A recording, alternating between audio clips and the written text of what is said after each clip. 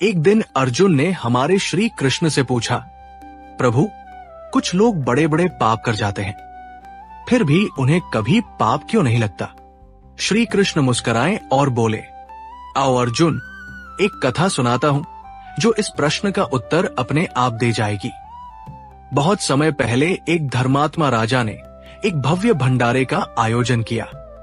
सैकड़ों ब्राह्मणों को आदरपूर्वक भोजन कराया जा रहा था। राजा स्वयं पंक्ति के अंत में बैठा था और वो एक ब्राह्मण को भोजन परोसने गया। उसी समय आकाश में से एक चील मरे हुए सांप को लेकर उड़ती हुई निकली।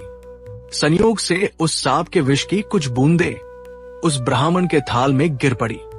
कुछ ही क्षणों में उस ब्राह्मण की मृत्यु हो गई। यमराज स्वर्ग से ये दृश्य देख रहे थे। वे उलझन में पड़ गए। पापी कौन है?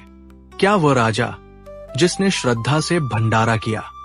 क्या वह चील जो अपने बच्चों के लिए भोजन ले जा रही थी? या वो मृत सांप जिसमें अब जीवन ही नहीं था? यमराज को किसी में भी दोष नहीं दिखा। समय बीत गया। कई महीनों बाद कुछ ब्राह्मण उस राजा से मिलने के लिए राजमहल जा रहे थे। मार्ग में उन्हें एक स्त्री मिली। उन्होंने उससे राजमहल का रास्ता पूछा। स्त्री ने मार्ग तो बता दिया, लेकिन जाते जाते व्यंग्य में बोल उठी, मिलने तो जा रहे हो, लेकिन सावधान रहना, वो राजा ब्राह्मणों को जहर दे देता है।